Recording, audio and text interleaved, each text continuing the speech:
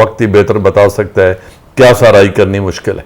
अच्छा सर, अभी क्योंकि वज़ीर-ए-आज़म इमरान खान और डोनाल्ड ट्रंप की मुलाकातें मुतवक्के हैं, जिसमें हो सकता है कि एक दफ़ा फिर सालसी की बात की जाए, लेकिन देखा जाता है कि अगर हमारे यहाँ भी या कहीं पे भी सालसी होती है तो दोनों जो पार्टीज़ होती हैं, दोनों जो फ्रीक होते हैं, वो एक उस पर आमादा होते हैं तो सालसी होते हैं। देखिए ना, यही बात मैं आपको पहले बता रहा हूँ कि देखें, हिंदुस्तान इसको इशू ही नहीं मानता। बिल्कुल, हिंदुस्तान कह रहा है ये हमारा इंटरनल मामला है, वो कह रहा है हमने अपनी तारीखी गलती दुरुस्त कर ली है और उसको एनेक्स कर लिया है। उन्होंने लद्दाख को अपने मुल्क का हिस्सा बना लिया है, तो उन्होंने कॉन्स्टिट्यूएंट असेंबली जो इंडियन ऑक्यूपाइड कश्मीर की थी उसका स्टेटस बदल के रख दिया है। उन्होंने उसका रियासती जो वजूद था उसको खत्म करके हिंदुस्तान का हिस्सा बना लिया है। उन्होंने यूएन रेजोल्यूशन को उठाकर खिड़की से बाहर फेंक दिया है। यूएन रेजोल्यूशन इस बात पर पाबंदी लगाते हैं कि पाकिस्तान हो या हिंदुस्तान, कोई भी यूनिलैटरली इसके स्टेटस को तब्दील नहीं कर सकता। उन्होंने उसको डिसरिगार्ड करते हुए उसका स्टेटस तब्दील कर दिया है। फिर उन्होंने सिमला एग्रीमेंट को वायलेट कर दिया है, उन्होंने लाहौर डिक्लेरेशन को पसे पुष्ट डाल दिया है।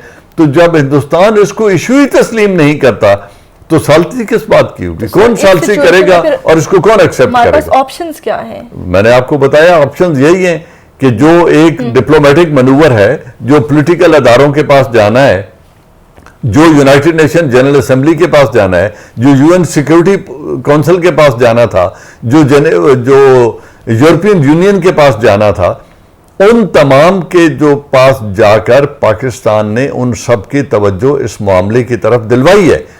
अब अगर वो नहीं इस पर कोई रिस्पॉन्ड करते और इस जुल्म को नहीं रोकते तो फिर यकीनन ये लोग, जो आज़ाद कश्मीर है, इसके लोग जाएंगे, वो इस जंग में शरीक होंगे। हो सकता है इस्लामी ममालिक जो इसको जुल्म को देख रहे हैं, क्योंकि ये जुल्म एक मुसलमान माइनॉरिटी पे किया जा रहा है, अगर वहां से भी लोग आना शुरू हो गए तो ये एक आलम इस्लाम का इंटरनेशनल जिहाद बन जाएगा, जिसकी वजह से यकीनन इधर कैजुअल्टीज भी होंगी, जंग तूल पकड़ेगी। और मुझे लगता खदशा ये है कि ये पाकिस्तान हिंदुस्तान की जंग पे मुंतज होगी। अगरचे ये बात बिल्कुल रोज़े रोशन की तरह इंशाअल्लाह वाज़ेह है कि हिंदुस्तान की आर्मी कश्मीर में शिकस्त खाएगी, वो दो महाजों पे नहीं लड़ सकती, लेकिन इस हठधर्मी से पीछे हटने को नरेंद्र मोदी तैयार नहीं है। यही बात प्राइम मिनिस्टर कह रहे हैं कि इंटरनेशनल इंस्टीट्यूशंस को अपना रोल अदा करना चाहिए। तो आप देखते हैं जनरल असेंबली के सेशन के बाद जो इंटरनेशनल पावर बिल्डर्स हैं वो क्या पोजीशन लेते हैं इस सारे इशू पे। अच्छा सर, जो अभी आपने बात की, इसी के हवाले से अगर देखा जाए तो मुस्लिम ममालिक जो हैं वो भारत में, क्योंकि उनके मुआशी ताल्लुकात हैं उसके साथ, क्योंकि एक बड़ी मार्केट है, आबादी बहुत ज़्यादा है उसकी वजह से, और कुछ तो ऐसे ममालिक है जिन्होंने अवार्ड्स भी दिए हैं उनको, तो इससे आपको क्या लगता है हमारी खारजा पॉलिसी पे कितना ये चीज़ें असरअंदाज हो रही हैं? खारजा पॉलिसी बिल्कुल ठीक चल रही है। जितना दबाव इस वक्त इंडिया पे है, इतना किसी 72 साल में किसी भी सियासी हुकूमत ने इतना बोझ या इतना दबाव इंडियन गवर्नमेंट पे नहीं डाला। उनके खिलाफ कभी बीबीसी ने रिपोर्ट नहीं दी थी, कभी सीएनएन ने उनके तनकीद नहीं की थी, कभी किसी आने वाले मुतवक्को प्रेसिडेंशियल कैंडिडेट ने उनको तनकीद का निशाना नहीं बनाया था, कभी ह्यूमन राइट्स कमीशन की इतनी बर्बरियत की रिपोर्ट, जो होने वाले मजालिम हैं उनको मंजर आम पे लाने की इतनी इफेक्टिव रिपोर्ट कभी नहीं आई थी। तो मेरे ख्याल में जितना प्रेशर इस वक्त डिप्लोमेटिक प्रेशर इंडियन गवर्नमेंट पे है, इतना कभी इससे पहले आया नहीं है। और अगर इस डिप्लोमेटिक प्रेशर का कोई नतीजा नहीं निकलता, और वो ये तजारती इंटरेस्ट न सिर्फ मुसलमानों के, वेस्टर्न कम्युनिटीज के, वेस्टर्न कंट्रीज के भी हैं, अमेरिका के भी हैं, खुद चाइना बहुत बड़ी तजारत उनके साथ कर रहा है। अगर इन तमाम चीजों की वजह से ह्यूमन राइट्स की कोई अहमियत नहीं लगती, यूएन रेजोल्यूशन या इंटरनेशनल जो मुआहदे हैं उनकी कोई अहमियत नहीं सामने आती, तो फिर हालात यकीनन जंग की तरफ जाएंगे, जो कि एक बहुत खतरनाक बात होगी। अच्छा सर, डोनाल्ड ट्रंप जो बार बार सालसी की पेशकश कर रहे हैं, वो खुद अफगानिस्तान में तालिबान के साथ 1 साल से ज़्यादा हो गया मुज़ाकरात करने में कामयाब नहीं हो पा रहे। अपनी साइड पे देखा जाए तो वो मुज़ाकरात कर नहीं पा रहे, लेकिन कश्मीर के इशू पे वो बार बार सालसी का किरदार अदा करने की पेशकश कर रहे हैं। इस पर आप क्या कहेंगे? इसका फिर आप डोनाल्ड ट्रंप से पूछ लें कि वो क्या कहना चाहता है। देखिए, ये सियासी इशू हैं। अब ये जो कश्मीर का सिचुएशन है, इसमें आप 3 चीज़ें समझ जाएं। पहली बात है, ये एक लीगल इशू है। लीगल इस तरीके से कि यूएन में ये हल तलब मामला है, इस पर 12 रेजोल्यूशन है यूनाइटेड नेशन के, और वो तीनों फरीकैन को इस बात का पाबंद बनाते हैं कि आप इसकी हैयत को चेंज नहीं करेंगे, आप इसके स्टेटस को बरकरार रखते हुए प्लेबिसिट के जरिए हल करने का इंतजार करेंगे। उसको ऑल्टर कर दिया है इंडिया ने, तो उन्होंने एक लीगल चैलेंज कर दिया। दूसरा चैलेंज उन्होंने ह्यूमन राइट्स के लेवल पे किया है, जो आज 40 दिनों से कर्फ्यू है, जितना वो बैंड वेपन यूज कर रहे हैं, क्लस्टर बॉम्ब यूज कर रहे हैं, पैलेट गन्स यूज कर रहे हैं, 70,000 आदमियों को शहीद कर चुके हैं, 10 से 12,000 औरतों की वो इस्मत दरी कर रहे हैं, rape as a weapon use हो रहा है उनकी, वहां जो आर्मी है और जो वहां की स्पेशल पुलिस है वो औरतों की इस्मत दरी कर रही है। 800 से ज्यादा बच्चे अपनी बिनाई से महरूम हो चुके हैं। तो ये एक दूसरा चैलेंज है ह्यूमन राइट्स के प्लेन पे जिसको हम उठा रहे हैं। और तीसरा एक सियासी चैलेंज है, और वो ये है कि पाकिस्तान, पीपल ऑफ कश्मीर और इंडिया के दरमियान ये एक हल तलब मामला था, इनकम्प्लीट एजेंडा है पार्टीशन ऑफ इंडिया का, तो उसको यूएन रेजोल्यूशन के तहत हल होना था।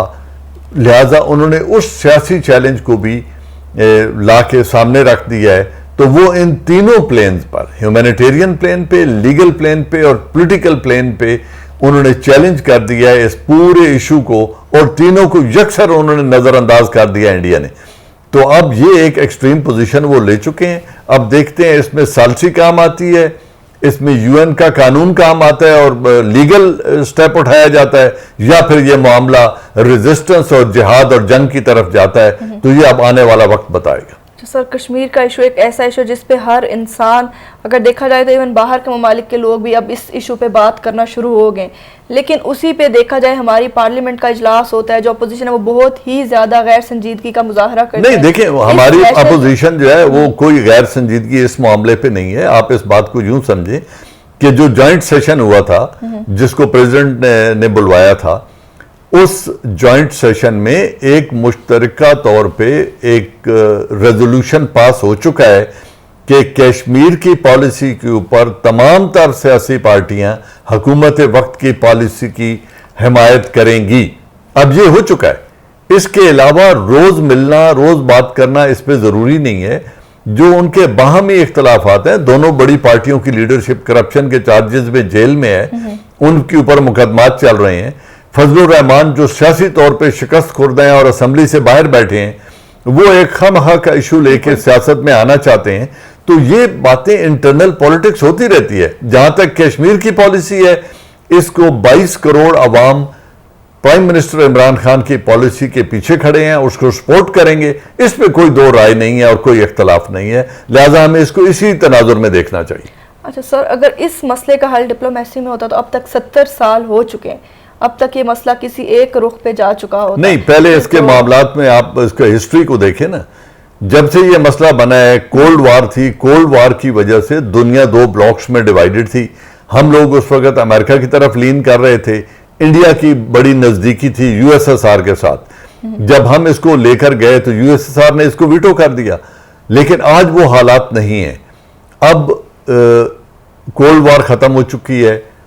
इस वक्त जो कश्मीर की रेजिस्टेंस है वो बहुत पीक पे जा चुकी है। हिंदुस्तान, मैं बार बार कह रहा हूं कि इस मसले की असली सियासी हैसियत से ही मुनहरिफ हो गया है। तो अब ये अपने हतमी मरहले में दाखिल हो गया है। अपने मंतकी अंजाम तक कश्मीर का मसला जाएगा, या इसको मैं बड़ा कैटेगोरिकली कह रहा हूं, या इसको इंडिया एनेक्स कर लेगा और अपने मुल्क का हिस्सा बना लेगा, और या फिर इसकी रेजिस्टेंस की वजह से उससे प्लेबिसिट करवाना पड़ेगा और फैसला वो होगा जो कश्मीर के अवाम करेंगे।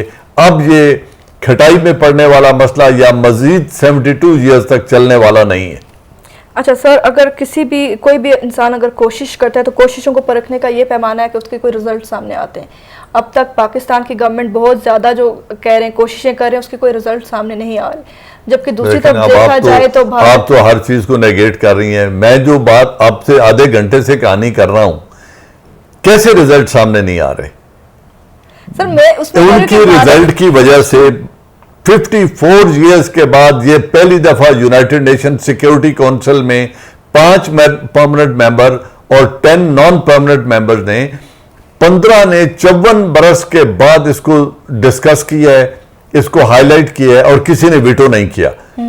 अब यूनाइटेड नेशन जनरल असेंबली में इस इशू को दोबारा रेज किया जा रहा है। यूरोपियन यूनियन ने इसके ऊपर होने वाले जो खदशात हैं उनका इजहार किया और 58 कंट्रीज ने पाकिस्तान के एलामिया को सपोर्ट किया है कि वहां ह्यूमन राइट्स वायलेशन हो रही हैं। बीबीसी इसको हाईलाइट कर रहा है, ब्रिटिश पार्लियामेंट ने इसको डिबेट किया है और 24 पार्लियामेंटेरियन ने इस इशू को साइन करके यूएन में भेज दिया है। प्रेसिडेंट डोनाल्ड ट्रंप 3 दफा कह चुके हैं कि यह एक मसला है, मैं इसके हल में अगर दोनों ममालिक चाहें तो इसके हल के लिए मुआवनत कर सकता हूं। इससे और क्या सियासी और क्या अचीवमेंट कहती हैं कि वहां पे फॉरेन पॉलिसी को और क्या कर देना चाहिए था। सर बहुत शुक्रिया आपके टाइम का। जी नाज़रीन, आपने देखा हमारे साथ जनरल एजाज अवान साहब मौजूद थे, जिन्होंने एक तो सबसे पहले जो इमरान खान का जलसा हुआ मुजफ्फराबाद में उसके हवाले से और कश्मीर के इशू पे बहुत तफसीली गुफ्तगू की। इसके साथ मुझे दीजिए इजाज़त। अल्लाह हाफिज़। Thank you.